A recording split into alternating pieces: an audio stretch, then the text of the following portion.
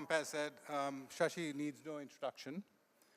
But just to reiterate the very basic attributes that we're going to highlight today, he has 25 plus books in print. And if one were to attempt to profile Shashi the polymath, one could probably fill another 25 volumes. However, at the risk of being reductive, I'm going to simply describe Shashi as a logophile, a lover of words, as it is this aspect of him that we will be principally exploring today. We'll start with 3 books that deal specifically with his legerdemain with the English language and love of words. His most recent publication, The Less You Preach, The More You Learn. His new book that will be out later this year, A Wonderland of Words. And the first book in the trilogy, Tharoorosaurus. All 3 of them chronicle his obsession with words and wordplay. It was a fascination that began when he was very young. He credits his father, Chandran Tharoor, with nurturing this love of language. So I'd like to begin this conversation by asking Shashi to tell us about how his father influenced his passion for words. Shashi. Thanks, David. Well, my father actually was born and brought up in a village in Palakkad district of Kerala. And whatever English he learned in that school, I'm sure, didn't particularly count as English. But an elder brother who was working in London took him off when he was a collegian to England, and he finished his education there and began working life there. And I found later notebooks in which he had essentially taught himself English, writing down large passages of Byron and Shakespeare, which I don't know how useful that was to him in contemporary life.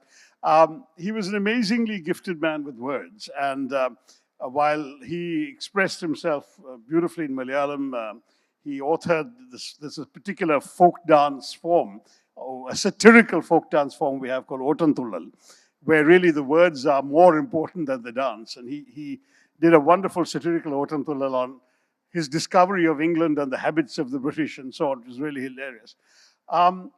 But he never actually wrote. He got into the newspaper business at the wrong end of it. He was dealing with advertising, running the office in London, at a time, this is the Statesman newspaper, at a time when all the statesmen's managers in India were Englishmen. And he waited for an Englishman to retire and came back to India when I was about 2.5 years old, and then headed their Bombay office and then went off to Calcutta to head advertising for the group. And so, to cut a long story short, he never actually worked in the editorial side of the paper.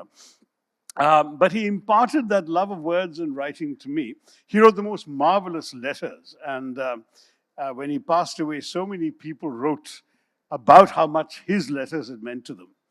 The other thing that he always had was this obsession with word games. So he discovered Scrabble early, before it was a rage. I think he started the first Scrabble group in Bombay when they moved there in the late 50s, just getting a bunch of other sort of dedicated logophiles around a table playing Scrabble. And one of the things he did was he set me and then later my younger sisters puzzles involving words. A classic one he would often do is just come up with a 10-letter word, but he would scramble the 10 letters and ask us to invent as many words as correct words as we could of 4 letters or more from those 10 letters, including, of course, a bonus for the 10 letters, that sort of thing. And once, for long car journeys, he invented a game which will sound familiar to those of you who are obsessed with Wordle, and that is that he would imagine a 5-letter word in his mind and get us to guess what the word was by coming up with other 5-letter words, and he would simply tell us how many letters matched. Now, that's not the whole of Wordle. Wordle is made for the computer era, and so you'll actually get a response indicating which letters were in the right place, which letters were in the wrong place, and which letters didn't come there at all, which certainly makes it easier. But then he gave us 20 turns, whereas Wordle only gives you 6.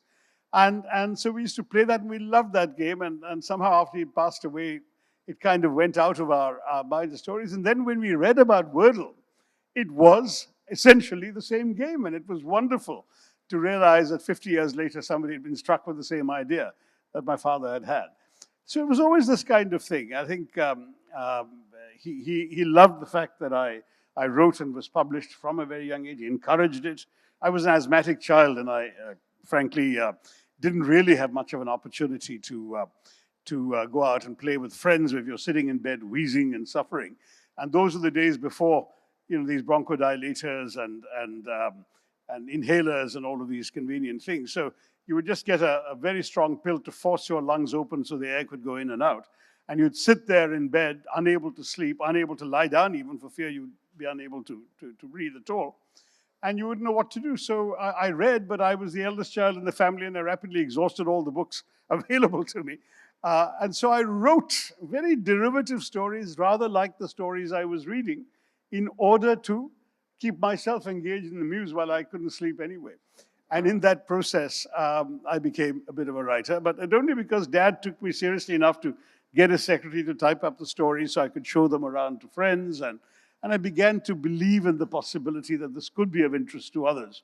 And when my first attempt at a novel was published in 6 installments, starting shortly before my 11th birthday, I kind of said, this is it, I've got to keep writing.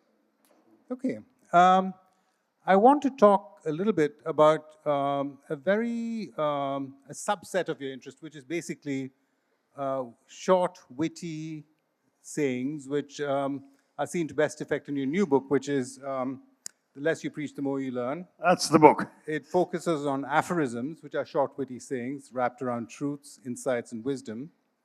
Tell us a bit about the book and why you're so attracted to coining aphorisms, a literary form that's thousands of years old and has been used by some of the world's greatest writers and thinkers, including Seneca, Nietzsche, and Oscar Wilde.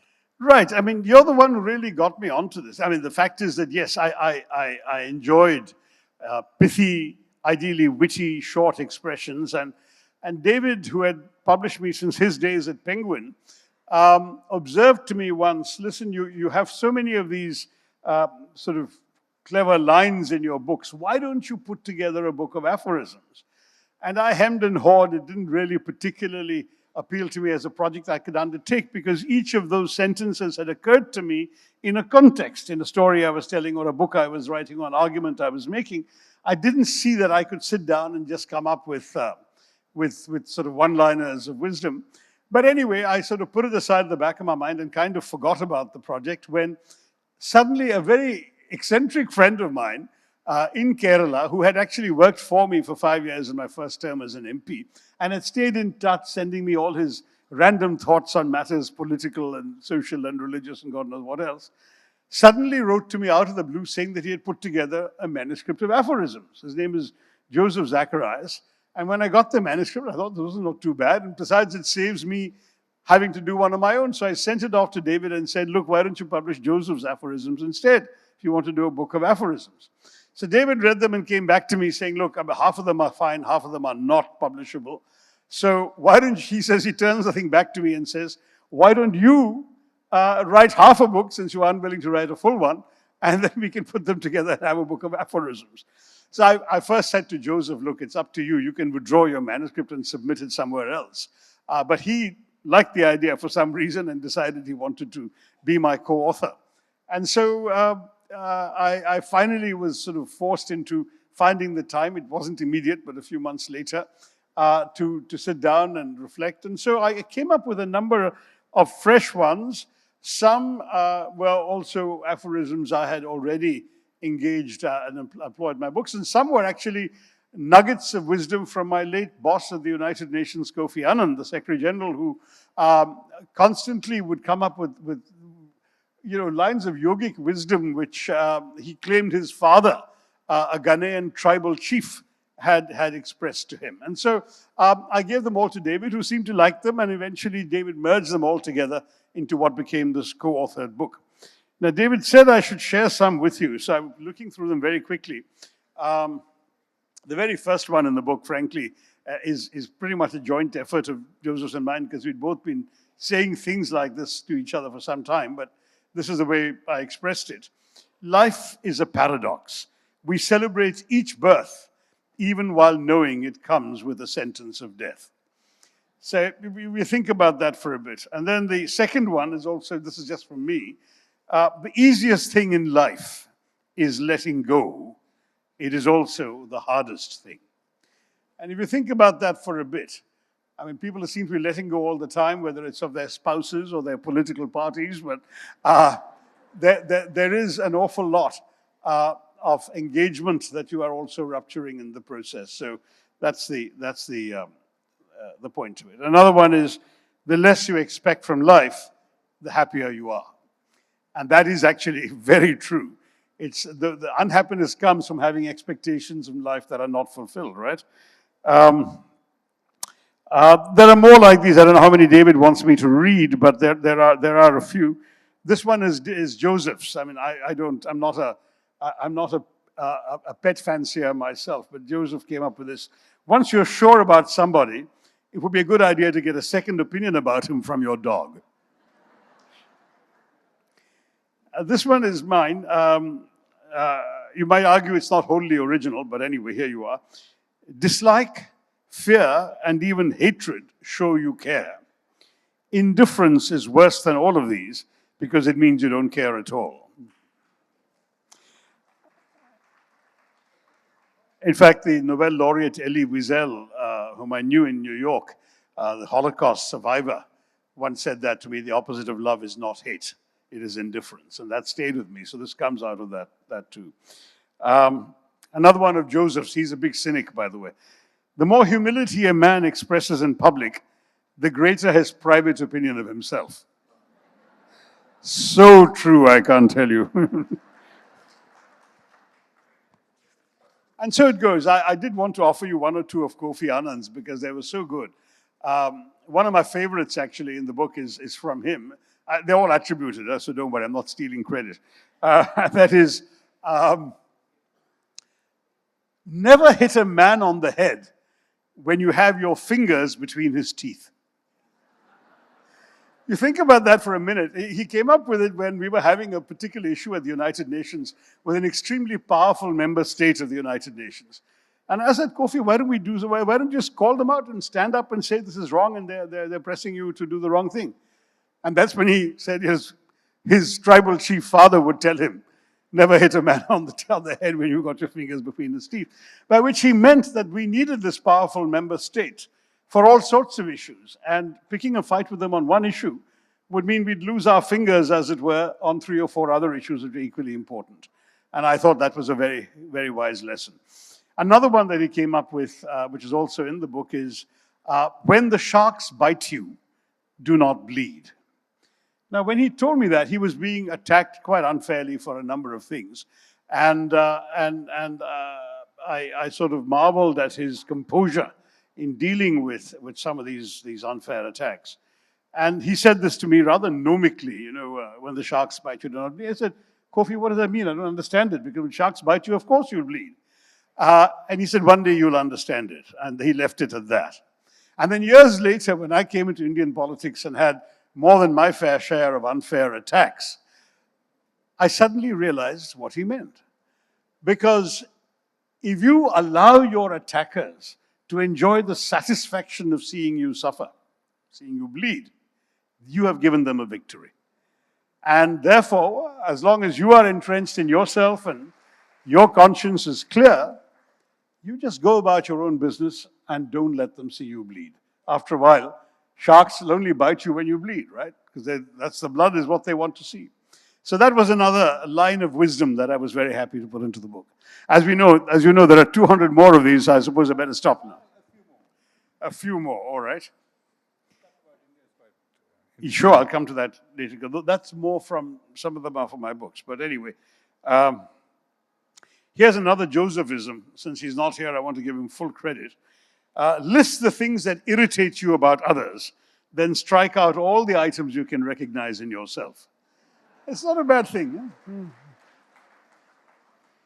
This is mine. It sort of came out a little more pompously than I'd intended. But anyway, the single most important quality in any human being, whether a political leader, a cricket captain, or a spouse, is temperament. Charisma, intellect, and eloquence are no guarantee of success. A calm temperament can be trusted not to let you down. Think about that, because actually that is ultimately so important in all these walks of life, including in your personal relationships. And so it goes. Okay, David wanted a couple of the ones on India, which is towards the end of the book. One second.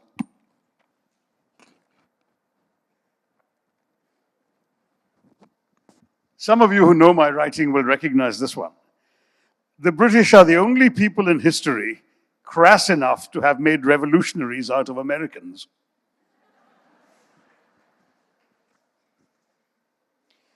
The British had the gall to call Robert Clive Clive of India as if he belonged to the country, when all he really did was to ensure that much of the country belonged to him.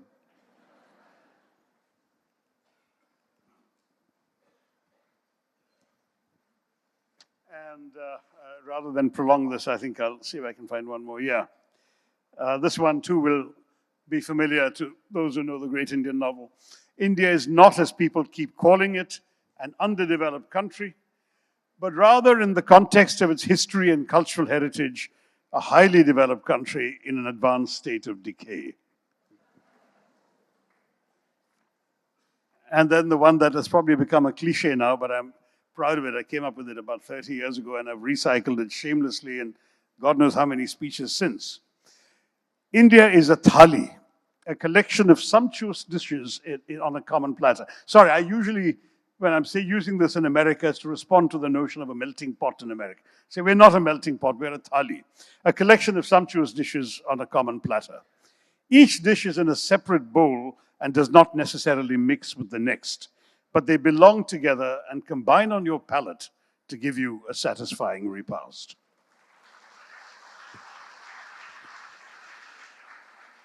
Thanks, Shashi. Let's skip from this book to the first book in what I call a trilogy of your books on words and wordplay. Its title was quite unusual. It was called Tharoorosaurus. Tell us how the title came about and the book. A bit more about the book. Okay.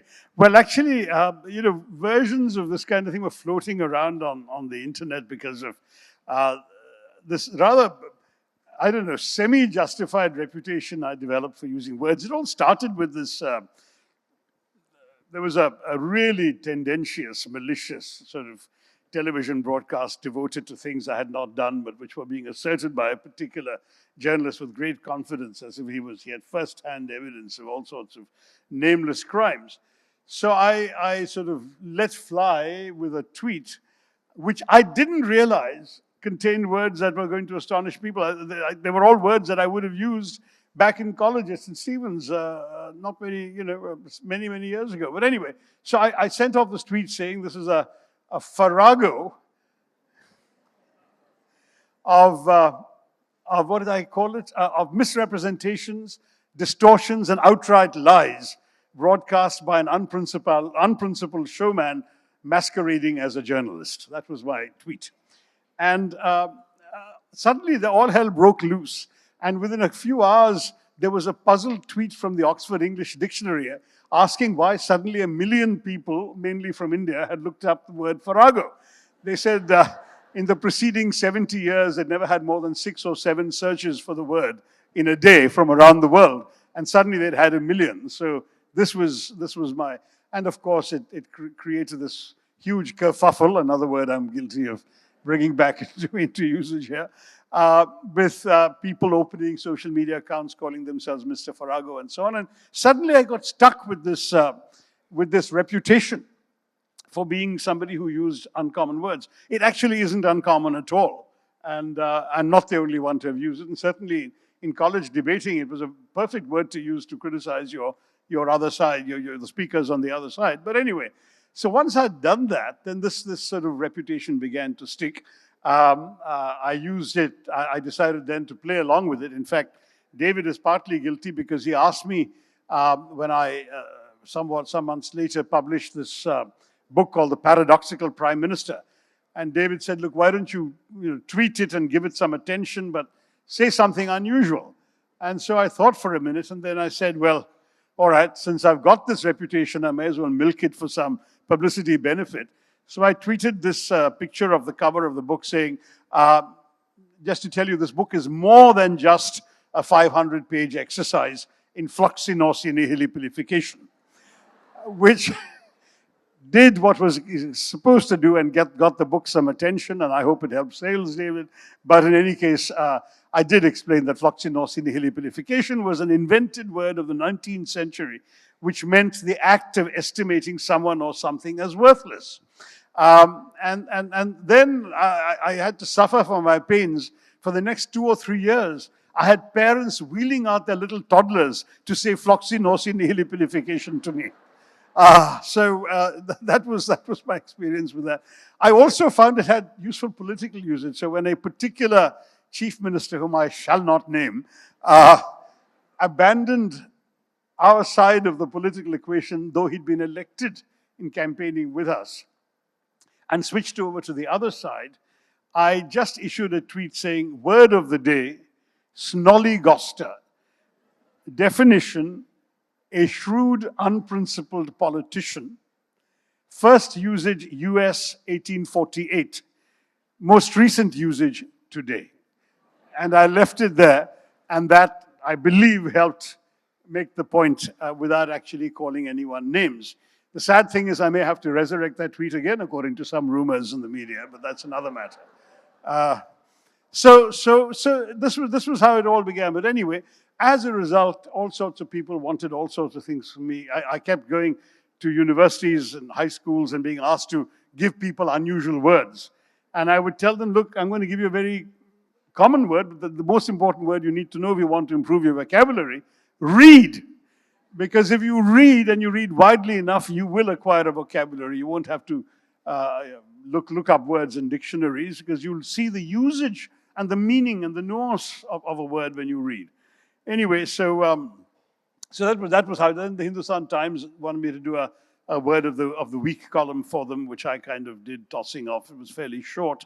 And then one of your successors at Penguin, Meru Gokhale, who's a friend as well, and she came to me and said, look, can't we do a book on words, a slightly longer version of these columns and any others you want to come up with, and we'll make a word book out of it. And it was she, as I recall, who, inspired by some of these things going around about Tharoor, the thesaurus, and words like that, came up with the idea of a Tharoorosaurus, which would be a Tharoor's thesaurus, except that it sounded like a dinosaur. So we had a very nice cover illustration of a dinosaur terrifying people with big words, and it actually continues to sort of sell. Though it wasn't really intended for little kids, but they're the ones whose parents, I think, inflicted upon them more and more. So that was Tharoorosaurus, and then the Khalij Times, which is a paper in Dubai that is edited, written, and largely read by Indians in the Gulf. They asked for a column every week on words. I'm not going to do another, just a column about individual word, but I'll do something about words and language. And that suddenly grew, and it's been going on for more than a couple of years now. It's now in its 3rd year. And those were short, about 700-word essays on words. And it was David then who said, why don't you do a book like that about words and language? And so that's what I've written. We literally put the final text to bed a few days ago, and it's going to be coming out, David can tell us when, under the title Shashi Tharoor's Wonderland of Words. And it's just about the English language and all its variants and quirks, and hopefully it has things in it that people who use English will find instructive and helpful, and otherwise people who are just interested in language and words and the use of it will find lots to amuse them and learn from. So it's that kind of book. So the subtitle of the book is Around the Word in 100 Essays. But I think what might be interesting is to give people a foretaste of what that book holds. It's out the last quarter of the year, and I'm going to suggest that you read a short passage from your introduction, the bit about that Robert Piroche's letter, which talks about somebody's love of words. Yeah, actually, this is a lovely bit. I'm besotted with words. It's fair to say I love them, but even I could not have expressed my love for words as well as a young job seeker called Robert Piroche did in 1934 when he headed to Hollywood looking for a new career as a screenwriter. Pirosh was working in advertising in New York and had no connections in the American film industry. But he collected the names and addresses of as many directors, producers, and studio executives as he could find, and he sent them this brilliant letter. Dear sir, I like words. I like fat, buttery words such as ooze, turpitude, glutinous, toady. I like solemn, angular, creaky words such as straight-laced, cantankerous, pecunious, valedictory. I like spurious, black is white words such as mortician, liquidate, tonsorial, demimonde. I like suave V words such as Svengali, svelte, bravura, verve. I like crunchy, brittle, crackly words such as splinter, grapple, jostle, crusty. I like sullen, crabbed, scowling words such as skulk, glower, scabby, churl. I like, oh heavens, my gracious, landsake words such as tricksy, tucker, genteel, horrid. I like elegant, flowery words such as estivate, peregrinate, elysium, halcyon. I like wormy, squirmy, mealy words such as crawl, blubber, squeal, drip. I like sniggly, chuckling words such as cowlick, gurgle, burble, and bubble, and burp. I like the word screenwriter better than copywriter. So I decided to quit my job as a New York advertising agency, in a New York advertising agency, and try my luck in Hollywood. But before taking the plunge, I went to Europe for a year of study, contemplating, and horsing around. I have just returned, and I still like words. May I have a few with you?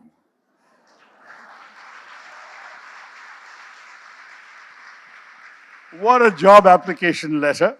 I mean, many would concede that no better job application has ever been written in the English language, and I would add no better paean to the marvels and joys of words either. The letter worked.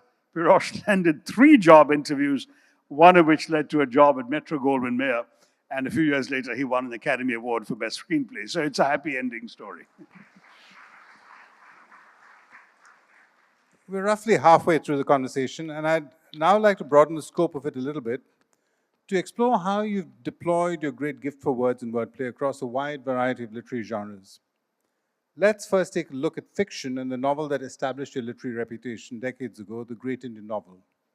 Talk us through the genesis of that masterpiece. Tell us why you think it's lasted so long, and whether you would be able to write a book like that, which skewered so many holy cows in today's India. Ah, that's a tough one. Well, the book is now, appallingly old. I mean, there are young people coming up to me clutching copies of it who weren't born when it was published back in 1989. And frankly, it was written roughly between 87 and 88. Books took a little long in gestation in those days, and it was accepted by Viking Penguin England in 1988. Viking Penguin India was just starting, coming up into existence, and David was their editor here, and I knew him from our days writing for a different magazine in Bombay, and we sent him a copy of the manuscript. I'm delighted to say Penguin India wanted it too, because I'm proud to say I was the first Indian author to separate out the rights for the territory of the Indian subcontinent away from the world rights given to British publishers, because I had, as a student, always been conscious of how unaffordable books were. When my book came out in England in 1989, it was £12.99. When David published it a few months later here, it was 99 rupees. And the £12.99 in those days would have converted to what? At least 600, 700 rupees. So clearly, the book could not have been bought by the average Indian reader who bought it here. And here it became, I don't know whether we had bestseller lists in those days in India. Indian publishing was still very in its infancy, but it certainly did extremely well and won a slew of awards and so on and so forth. The book was a rather sort of risky venture even when I was writing it. Risky, first of all, because I wasn't sure I could pull it off altogether. And risky also for what I did with it, which is I decided to take the Mahabharata and retell episodes, characters, philosophies, arguments from it on the frame narrative of the political history of 20th century India. And what is more, to do the whole thing as a satirical novel, because I felt there hadn't been any attempt at satire in India since All About H. Hatter in the 1940s, which is a slightly obscure novel that I personally found rather difficult going. I thought this might be slightly more accessible, and the idea was to get people to both be amused and think. And so I started writing. I started off, wrote about 32 pages, I remember quite exactly 32, and then put it aside because I was working at the UN in those days, and had a pair of 4-year-old twins as well, who were terrible sleepers, and so one's hours for indulging oneself in writing were fairly limited. But I wrote when I could, and I put the thing aside. And I remember my brother-in-law coming on a visit to Geneva. We were living and working at the time. And while I was sitting at my computer writing something else, I wrote this and that, book reviews and so on here and there all the time. I had a column in an Indian newspaper at one time or the other pretty much throughout my UN career. So while I was writing all that, I suddenly saw the corner of my eye, he'd picked up this manuscript, and I saw him reading, and I saw him getting captivated. And then he reached the last page. He kept turning, looking for more. And then he turned to me and said, "Where's the rest of this?" And I said, "There isn't any." So he said, "What do you mean there isn't any?" I said, "Because I haven't written it. I've just begun this, and I thought I'll put it aside and, let mull over whether I want to continue." He said, "Don't be crazy. You've got to continue. It's fantastic." And that really encouraged me to sort of sit down. And the entire task of trying to correlate Mahabharata characters to historical personages and to shoehorn familiar episodes of Indian history into episodes of the Mahabharata and vice versa, all the while maintaining a tone that varied from irreverential to downright, Keystone Cops. I mean, really sort of meant to make readers laugh. All of that was quite a challenge, and I found myself getting into it, and then it became an obsession. I would write every night until the kids woke me up crying, or I would write on weekends. At one point, I remember taking my wife shopping to a supermarket in Geneva, and there was not a single shopping space available. So I had to sit in the car, parked illegally, and I pulled out a piece of paper and a pen, rested it on the steering wheel, and wrote an entire page of the great Indian novel in those circumstances. So it was that kind of thing. It really became, and so it was a labor of love. And frankly, I'd never published a novel. I had no idea if any publisher would be interested. I didn't even know whether something like this would appeal to anybody. I was conscious that Indians might be interested, but Indian publishing, as I said, barely existed. Viking Penguin hadn't yet been born in India. I wrote for the sheer pleasure because I wanted to see if I could pull it off. There were real challenges, I mean, literary and creative challenges. But I wrote it, and at one point when we got towards the period of independence, it became very difficult to keep the parallel narratives going, and I ended up doing something which I had not initially intended to do, which is to convert some of the characters into walking metaphors. So Draupadi became the illegitimate daughter of the last viceroy of British India and the visionary but blind nationalist Prime Minister Dhritarashtra, and is adopted because obviously her paternity cannot be admitted. So she is adopted by a low-caste servant called Democracy. So she's Draupadi Democracy. I'm sorry to say that it sometimes gets like that, but anyway, that was the walking metaphor and a few others like that. But in the end, anyway, that was the novel, and it is full of sort of observations and throwaway lines and aphorisms, if you like, on various aspects, because it's being narrated by a cantankerous old politician in his dotage and in his anecdotage called Ved Vyas, who is dictating it to his South Indian secretary called Ganapati, who comes in dragging an enormous trunk behind him. But it's a trunk carrying his clothes, of course, because such are the secular 20th century uses of divinity. But anyway, now that you asked the question, yeah, I probably could not have got away with that book now. In fact, I probably was lucky to get away with it when I did, even then, because the book came out just about the time of the elections being called in '89, and the politicians were all too busy to be reading novels, so they were busy competing and contesting elections. I remember Khushwant Singh, the then doyen of Indian letters, devoting an entire column to the book, in which he said, you know, this is one of the greatest novels I read, etc. He said, but go out and buy it immediately because it'll be banned within the week, which wasn't exactly what I wanted to see. But it wasn't, and it went on to win a number of awards in this country and internationally. And it's still in print, and in fact, I'm proud to say they've brought out, God knows, 40 or 50 editions of it from Penguin over the years. And as I say, it's marvelous that even today I met somebody who said, I've read all your books, but if anyone asks me which one I would rate my favorite, it's still the great Indian novel. And it's touching, and I'm moved by that, but at the same time, you know, one would like to think one has moved on and improved with age, so I don't know. There may be others that have different messages in them. You haven't written much fiction in the recent past. Yeah. Why is that so?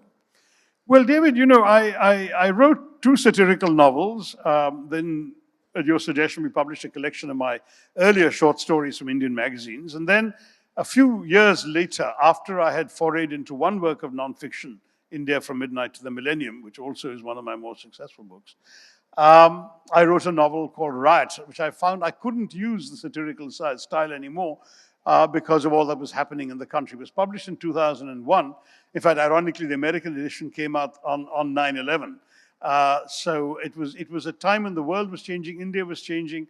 The novel was about a fictional riot, but modeled entirely on the notes I had from my then IAS officer friend Harsh Manda about a riot that actually took place in Madhya Pradesh during the Ram Shila Pujan agitation, which preceded by 3 years the destruction of the Babri Masjid. And I wrote it knowing where all that led and that the masjid was destroyed 3 years later. And it's a novel about this riot, told in 13 different voices, from everyone from the sort of Stephanian type IAS officer, who is the district magistrate at the time, to an American aid worker who is engaged in charitable work and is caught up in the episode. But I may as well tell you because the novel begins with it. She's killed in the riot. The Sikh police officer whose own family was victimized in the 84 riots and who's here dealing with putting down this riot.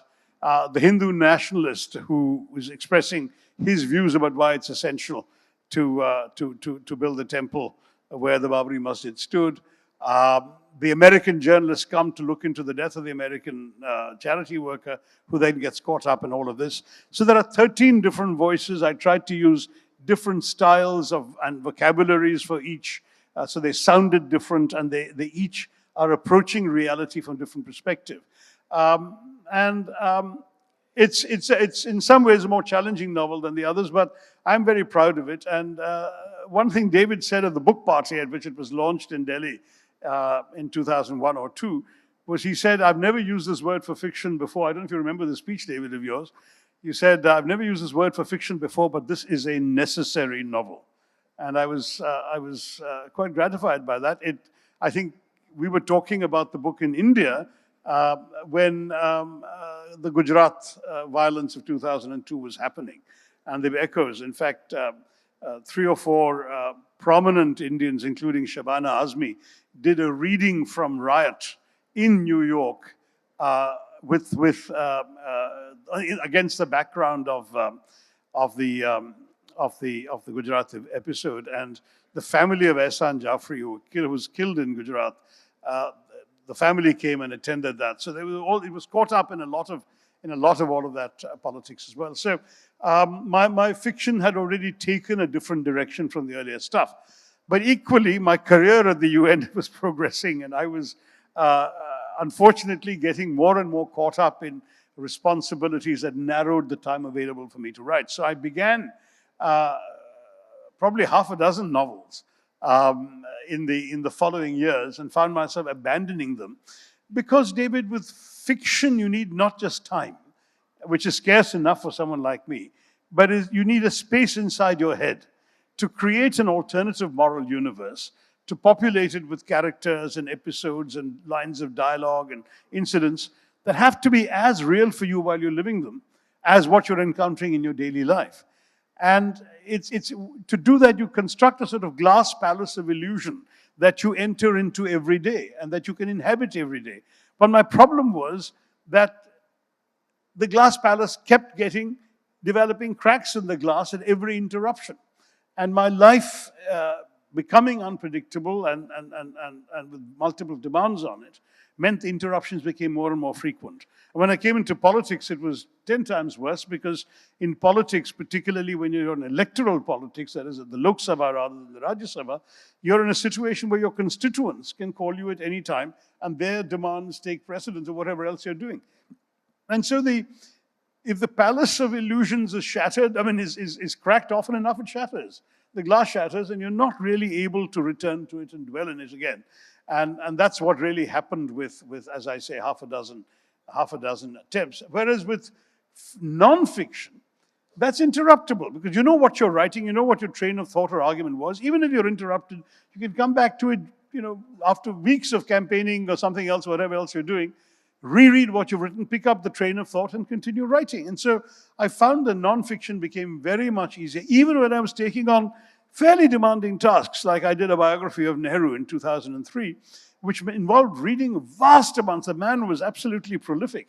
And so there were so many texts and so many speeches and so many books to plow through to get the measure of the man, even to write a short biography. It was commissioned as a short biography, but I wrote it knowing full well that the facts of his life weren't going to change because I suddenly went off for a few weeks. So I was able to go back and continue and so on. And once I got into that, then it became a habit. Publishers kept demanding more non-fiction books from me, and they were frankly less demanding on me as an author, because there wasn't this need to create this other world and live in it. And so the result is that four of my first 5 books were fiction, and my remaining 20 have all been non-fiction. So that's where we are right now. One day, I know, because every time I publish a book, somebody, or more than one somebody, will write in saying, when do we get a novel from you? I said, one day the voters will return me to the world of literature, and then we'll get back. We'll find the time for that, but not yet. Okay, we can't discuss all your books of nonfiction, but I'd like to talk about 2 of them.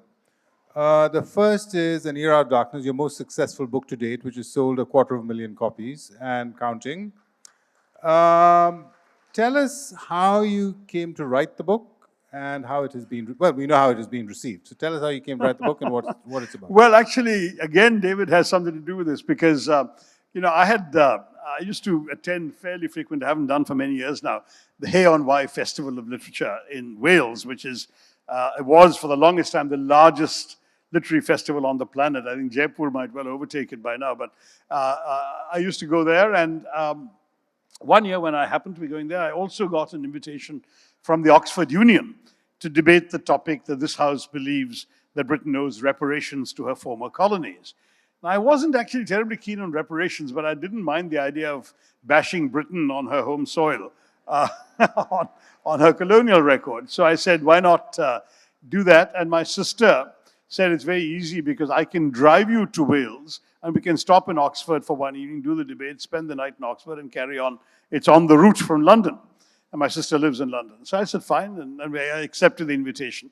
And so we went and we had a great time, and I delivered the speech, and we won the debate handily, so handily, in fact, that the reception that followed had to be delayed, because they still have the quaint old voting system of people trooping into lobbies, a lobby for yes and a lobby for no. And there were so many people crowding into the yes lobby that it took half an hour longer for them all to stream through and attend the reception. But anyway, to cut a long story short, I did that, forgot about it. My main purpose was not that. It was the Hay on Wye Festival. Now, I've long since forgotten what I said at Hay on Wye, but this speech was then, the video of the speech was then put out by the Oxford Union about 3 weeks later. And I tweeted it. And suddenly it just went viral. For a heady 24 hours, even my BJP opponents were saying nice things about me. The very ones who were trolling me on social media every day. Literally within the first few hours, first 24 hours anyway, it had been downloaded 3 million times. And since then, It's gone into multiples of that because various people have it put up on their various sites and so on and so forth. And sure, within another 24 hours, I get a call from this man, David, saying, you've got to write a book about this. And I said, David, don't be silly. Everyone knows all this stuff. There's nothing worth writing a book about. I mean, I tossed the speech off in 10 minutes. It's not a book. And he said, I'm sorry, Shashi, you're wrong, because if everyone knew all this already, your speech wouldn't have gone viral. And that suddenly made me realize that perhaps I had taken a bit too much for granted. Maybe not everyone like me paid attention in history class. So I responded to the challenge. Again, I couldn't do it immediately because I recognized that it's one thing to make a speech. It's quite another to substantiate in a serious way the facts and figures and data required to make a book like this plausible. So I started collecting material, and I have to confess, it was the first time that I actually used interns to delve into libraries and dig up academic journal articles and so on that I wouldn't have had time as a busy MP to do. And then, by wonderfully fortuitous coincidence, His Majesty the King of Bhutan had told me he was a fan, and he said, anytime you want to write and want to get away from people, come and I'll lend you one of my cottages. Well, the cottage turned out to be a summer palace somewhere in the hills in Bhutan, and it was indispensable because no Indian SIM card worked there. And for 12 days, no constituent could reach me either, which is a no-no for a Lok Sabha politician, but that's confession. There was such a vast amount of material that one had to deal with that if I didn't have that, I had 12 days of 18 to 19 hours of writing non-stop. Literally, I had done something to my leg and therefore I couldn't even go out walking. I just sat at the laptop, even ate my meals at the laptop, and I churned out a first draft, which was not at all the whole book. It turned out essentially to be about half the length of the final book, but it got the argument right. The whole idea of how to amass all this material, how to take this massive material and reduce it to a worthwhile argument. And that could sustain itself within the covers of a book. And I sent that draft off to David, who liked it very much. And I said, look, hold your horses. This is not the book. There's much more that I want to flesh out and add to. And then I went back to my normal life and parliament and constituency and all of that. But in between, writing a couple of hours a day, evenings or nights or early mornings, I was able to fill in all the extra bits I wanted to, and stuff which in the first draft had been one chapter suddenly became two because there was so much more material. But the flow of the book was set in that Bhutanese episode. And at the end of it all, I had a book which David was very happy with, which British publishers were happy with. And as he said, it's done extraordinarily well in that, and I hate to break this to you because unfortunately Amazon has sold probably as many pirated copies of the book as the real one, because every time that I do a book signing, some hopeful young students come up clutching a pirated edition, asking for a signature, and I say, I'm sorry, I can't support piracy. One clue for all of you, the book still is only in hardback in India. So if you have a paperback, it's pirated, and I won't sign it. But anyway, the truth is that the book has had its run here. In England, it hit the Sunday Times bestseller list for 1 week, which is not a lot, but it had a significant effect on public opinion. The Conservative peer, Lord Ridley, had a column in the London Times. He devoted an entire column, in fact, almost most of a page in the London Times to the book. And he said that it's a miracle that Indians still want to talk to us after what we've done to them and so on. And later that summer, I met him and said, I'm very touched that you wrote all this, but I'm also surprised that a Conservative peer would take this line. And he's not just a Conservative peer, his ancestors came over with the Norman Conquest or something, so he's old Britain, as it were. And he said to me, I am actually the true Conservative. As a true Conservative, I believe we should have traded with you, not conquered you, which I thought was a very, very good Conservative argument against colonialism. So that was that. The British title, by the way, is Inglorious Empire. And that does exist in a Penguin paperback, so that's all right. If you get Inglorious Empire, I'll sign it. But Era of Darkness only in hardback. Well, the other non-fiction book that I want to talk about is a more recent one, The Battle of Belonging. Yeah. I would urge everyone here to read it, if only to get a handle on so many contentious issues that hit the headlines every day. At the risk of putting Shashi on the spot, I'm going to ask him to try and summarize the book, but more specifically to attempt to define and distinguish between nationalism, patriotism, and who exactly is an anti-national? Right. So it's a hefty book, and the reason I could write it, frankly, was COVID and the lockdown. Because again, I got a lot of hours at a stretch, which I wouldn't otherwise have had. There was a lot of material. I'm very proud of the book. I was asked in an interview today, which book would you like to gift? And I said, The Battle of Belonging, because it had the misfortune of coming out during COVID. And so not enough people have read it. So I keep thrusting copies on friends because I want them to read this book. I'm proud of it because I think it's some of the more important debates around our very national identity, center on questions of nationalism and patriotism. They're not the same thing to begin with. But first of all, on nationalism, the first 100 pages is a survey of nationalism, the theory, the concept, globally, how it evolved, what came of it, and the various types of nationalism. And I talk about our nationalism thereafter as having been a classic anti-colonial nationalism, which in the Constitution then gets converted into what I call civic nationalism. A civic nationalism, unlike ethno-religious nationalism. Ethno-religious nationalism is a nationalism of identity markers, your ethnicity, your religion, right? Or your language even. Whereas civic nationalism is a nationalism anchored in a constitution and in institutions. And that's what we have created in 1950. And now, I've tried to describe all this and take us through the whole contestation over these ideas of India with the rise of Hindutva in particular. And as you say, I do try and draw distinctions between nationalism and patriotism, which are very easily confused in our country. Both nationalists and patriots may love their country and may be prepared to die for that. The patriot is prepared to die for his country, but the nationalist is prepared to kill for his state. And that is a very different proposition. Patriotism is essentially love for your country the way you love your mother. She doesn't have to be perfect or the most beautiful woman on the block. She's your mother, you love her, she belongs to you, you belong to her. That's the way patriotism matters. That's why you love your country, because it's yours, flaws and all. And you feel that sense of affinity. Nationalism is much more anchored in pride, in statehood, in assertiveness, and is often directed against others. Which is why Tagore, for example, has written some very powerful screeds against nationalism.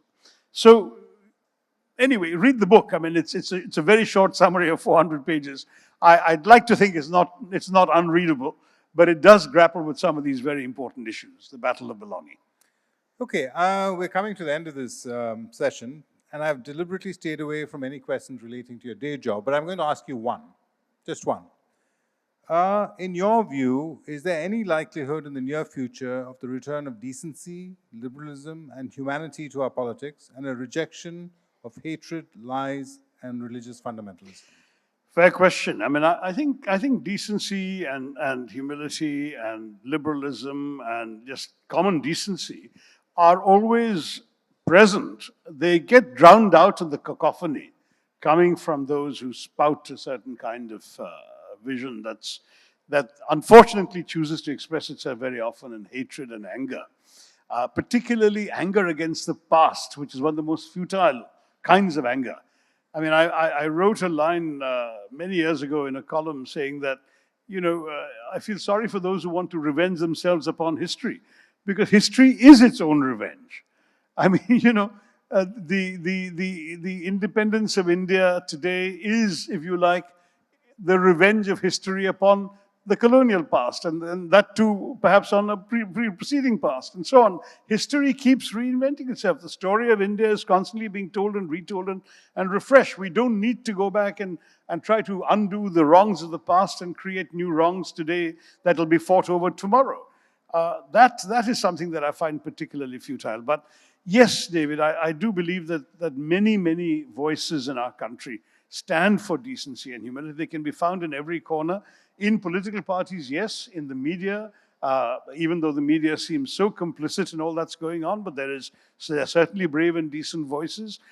They'll be found certainly in civic society organizations, NGOs, charitable groups, and then in common readers and writers across our country and ordinary citizens who care, who think about it. I meet them every day, and I know that they exist, and that these qualities are valued and these qualities are worth preserving. And some of us will do what we can to fight for them in the political space as well. Last question. I don't know. Thank you. I don't know of anyone else who so fully fills every unforgiving minute with 60 seconds worth of distance run. How do you do it? Do all that's demanded of you as a politician, as well as write a book a year, 3 or 4 columns a week, and deliver speeches around the world? Tell us about your time management. I don't sleep enough. And I actually regret that because I could use some more sleep. But unfortunately, I developed the middle-age crisis of a bladder that won't let me sleep. And once I end up going to the toilet, my mind kicks awake and then I can't go back to sleep. So I try and get more hours out of the day than is entirely wise or healthy for me and for the rest. But anyway, not advising that for any of you. But the other thing also is, frankly, you know, one of the lines of Kofi Annan that I don't think I put in the aphorisms book is, to live is to choose. And I think he's right. I mean, you have to choose one thing over another all the time. So if I'm choosing to write, then I'm also not choosing to see a movie or watch a cricket match or go out with friends or enjoy a dinner. And I am losing out. I mean, I'm not pretending that I wouldn't have enjoyed all of those alternatives. But I've made a choice that writing this column or working on this book is more important to me than having those opportunities. And there may be a time when one will look back and regret it. I mean, I constantly have well-meaning friends saying, no one dies regretting they didn't spend more time at work. You know, it's true. There's all this WhatsApp wisdom going around, right? Everyone at their deathbed, what they really remember are the relationships, the marriages, the family, the closeness of friends, and so on. So that's what you should really value in life, and not just the writing. But if I'm allowed to be immodest once more, it would be to say that I hope my writing and my speechifying and my doing all of these events and so on has an effect on people's minds. I'm gratified every time somebody comes up and says they're doing something because of something I said or wrote. I get that pretty much everywhere I go. And that's extremely satisfying. There is a feeling, ultimately, the only reason we have all, I think, to be on this planet is to make a difference for having been here. And if the difference we can make is in the lives of others, that's a satisfaction which I think at the end of the day is immeasurable and priceless. So happy to have it. Thank you, Shashi.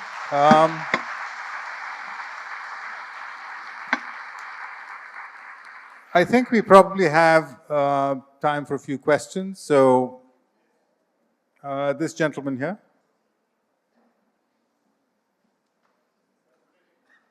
Check.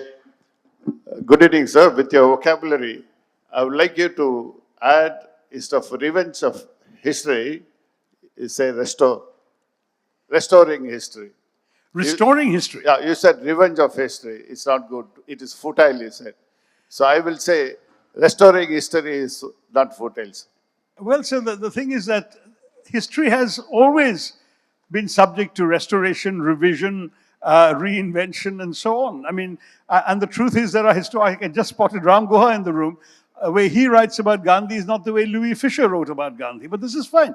You know, you can keep on doing that. No one is challenging that. But I said the futility of being angry at the past is what I was referring to.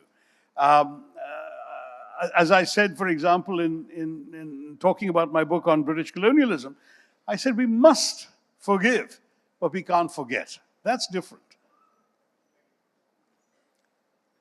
That gentleman with his hand up.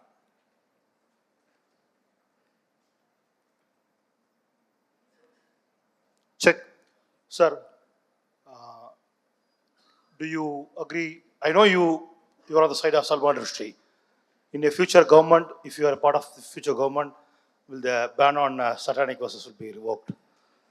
I didn't hear you No, very clearly. the ban on the satanic verses will be revoked in a future government if you represent. What's it?